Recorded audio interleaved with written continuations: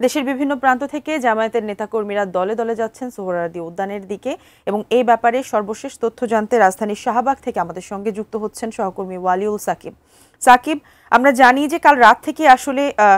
এই যে ঢল নেতাকর্মীদের সেটি শুরু হয়েছে এবং এখনো পর্যন্ত চলছে, দুপুর নাগাদ আসলে সমাবেশ শুরু হবে। তো আপনি যেখানে রয়েছেন সেখানে আসলে কেমন নেতাকর্মীদের ঢল কেমন বা কেমন আসলে ভিড় দেখছেন? রয়েছে সেই সড়কগুলো দিয়ে হাজারো নেতাকর্মী এবং সমর্থকরা তারা কিন্তু এই সমাবেশ স্থলের উদ্দেশ্যে আসছেন। যদি আমরা দেখেছি যে একদম সকাল দিকেই ভোরবেলায় কিন্তু সমাবেশ স্থল সোহরাওয়ার্দী উদ্যানের ভেতর এবং এই যে সমাবেশের ভেতরের বিষয়গুলো প্রচার করার জন্য কিন্তু শাহবাগ সহ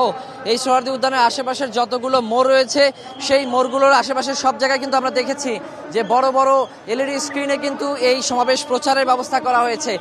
সেই কারণে কিন্তু যারা সমাবেশ স্থলে প্রবেশ করতে পারছেন না তারা কিন্তু বিভিন্ন সড়কে এই এলইডি স্ক্রিনগুলোর সামনে অবস্থান নিয়ে আছেন। এবং আমি যখন কথা বলছি ঠিক আমি আমার পেছনের যে এলইডি স্ক্রিন দেখতে পাচ্ছি সেখানে কিন্তু আমি দেখতে পাচ্ছি যে ইতোমধ্যে সমাবেশ শুরু হয়ে গেছে। তো আমরা দেখতে পাচ্ছি যে সমাবেশের যে বক্তব্য চলছে একদিকে, পাশাপাশি যারা এখনো অসংখ্য মানুষ নেতাকর্মী সমর্থকরা আসছেন তারা কিন্তু এই সমাবেশের বক্তব্যের পাশাপাশি তারা তাদের ঝাঁঝালো স্লোগান কিন্তু তারা দিয়ে চলেছেন। এবং আমরা দেখতে পাচ্ছি যে যারা অবস্থান নিয়েছেন এই শাহবাগের মোড়ে বিভিন্ন প্রান্তে অবস্থান নিয়েছেন এবং এখনো যারা চলমান রয়েছে, ফেস্টুন রয়েছে এবং এই যে মানুষের সেটা কিন্তু থামছে না এবং সমাবেশ শুরু হয়ে যাওয়ার পরে কিন্তু অসংখ্য মানুষ, হাজারো নেতাকর্মী, হাজারো সমর্থক, হাজারো শুভাকাঙ্ক্ষী যারা জামায়াতে ইসলামীর এই সমাবেশকে সর্বাত্মকভাবে সফল করার জন্য তারা কিন্তু এখনো সমাবেশে চলে আসার চেষ্টা করছেন। এবং আমরা দেখতে পাচ্ছি যে এত অসংখ্য মানুষ, লাখো লাখো জনতা এখানে এসে সমাবেশে যোগ দিতে চেষ্টা করছেন, সমবেত হয়েছেন, কিন্তু কোনো ধরনের বিশৃঙ্খলা কিন্তু আমাদের এখনো চোখে পড়েনি। আমরা দেখতে পাচ্ছিলাম যে প্রতিটি পয়েন্টে পয়েন্টে কিন্তু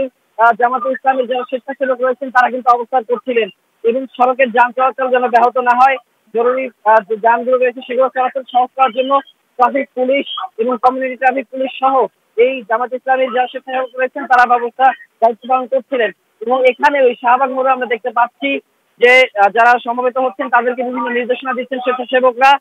তারা অনেকে বলছেন যে ভেতরে প্রবেশ করা যাবে না, তাদেরকে অবস্থান নেওয়ার জন্য অনুরোধ করছেন। তারা কিন্তু সার্বিকভাবে পরিস্থিতি মোকাবেলার চেষ্টা করছেন। আর একটু যদি বলে রাখি যে আজকের এই সমাবেশের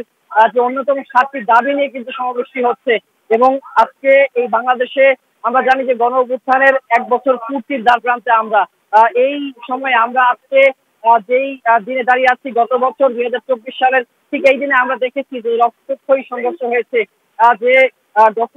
যে ফ্যাসিবাদী সরকার, শেখ হাসিনার যে সরকার ছিল, আওয়ামী লীগের যে সমর্থিত সরকার ছিল তারা এবং আওয়ামী লীগের নেতাকর্মীরা কিন্তু সাধারণ ছাত্র জনতার উপরে নির্বিচারে গুলি চালিয়েছে, তাদেরকে অত্যাচার করেছে, তাদেরকে আহত করেছে এবং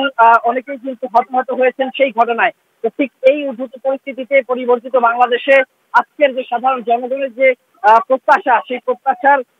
অনেকগুলো প্রতিফলন কিন্তু আমরা এই জামায়াতে ইসলামের যে 7টি দাবি সেটিতে আমরা দেখতে পাচ্ছি। এবং জামায়াতে ইসলামের যারা সাধারণ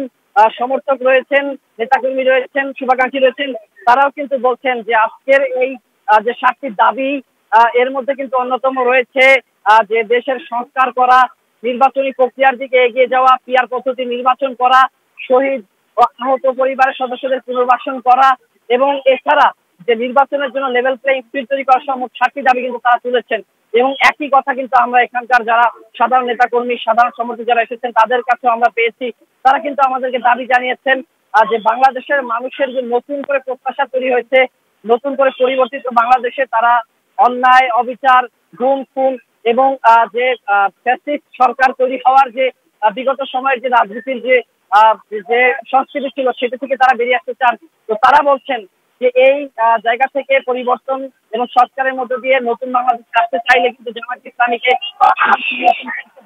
তারা কিন্তু বারবার এই দাবি করছে। জামায়াতে ইসলামী কিন্তু এই প্রত্যাশা অনুযায়ী বাংলাদেশকে নতুন একটি সম্ভাবনাময় রাষ্ট্রে পরিণত করতে পারবেন বলে কিন্তু তারা দাবি করছেন। তো তারা বলছেন এখনই সময় জামায়াতে ইসলামীকে সমর্থন করা, জামায়াতে ইসলামীকে সামনে নির্বাচনে ভোট দেওয়ার। তারা বলছেন যে আসলে জামায়াতে ইসলামী যদি নির্বাচিত হয়ে আসে তাহলে কিন্তু একটি সুন্দর সমৃদ্ধশালী একটা বাংলাদেশ গঠন করা সম্ভব হবে। এছাড়া পাশাপাশি যে জুলাই সংস্কারের ব্যাপারটি চলছে, জুলাই সনদের যে কথাটি চলছে সেই বিষয়ে কিন্তু জামাতের কেন্দ্রীয় নেতৃবৃন্দ কিন্তু গুরুত্ব দিচ্ছেন, জোর দিচ্ছেন। পাশাপাশি কর্মী সমর্থকরা কিন্তু আমাদেরকে জানিয়েছেন সময় সনদ হওয়া দরকার এবং যে জাতীয় ঐক্যের জন্য জাতীয় ঐক্যমত্য কমিশন কাজ করছে সে ব্যাপারেও কিন্তু সাধারণ নেতাকর্মী সমর্থকরা কিন্তু তারা আমাদেরকে জানিয়েছেন যে তারাও চান আসলে দেশের স্বার্থে দেশের মানুষের জনগণের স্বার্থে এবং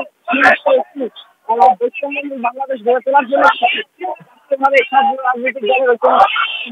এবং তারা বলছেন যে আসলে যদি পিয়ার পদ্ধতি নির্বাচন হয় তাহলে সবগুলো দল কিন্তু সুন্দরভাবে নির্বাচনে অংশগ্রহণ করতে পারবে এবং এরপরে যে আসলে সরকার গঠিত হবে সেখানে জনগণের যে প্রত্যাশা সেটি প্রতিফলন হবে, সুন্দর একটি সরকার গঠন হয়ে তারা কিন্তু সুন্দরভাবে দেশ পরিচালনা করতে পারবেন। এই ধরনের প্রত্যাশাগুলো কিন্তু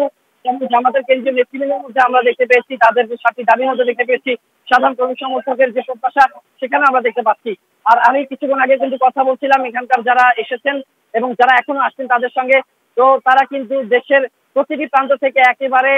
প্রত্যন্ত অঞ্চলগুলো থেকে, গ্রাম থেকে, শহর থেকে, মফস্বল এলাকা থেকে এবং রাজধানী ঢাকার যে বিভিন্ন প্রান্ত থেকে কিন্তু তারা এখানে এসেছেন। তো তাদের সবার প্রত্যাশা কিন্তু একটাই, যে মূল 7টি দাবি, সেই দাবি যেন বাস্তবায়িত হয় এবং এই দাবিটি যেন বর্তমান অন্তর্বর্তী সরকার গুরুত্বের সঙ্গে নেয় এবং এই যে জামাত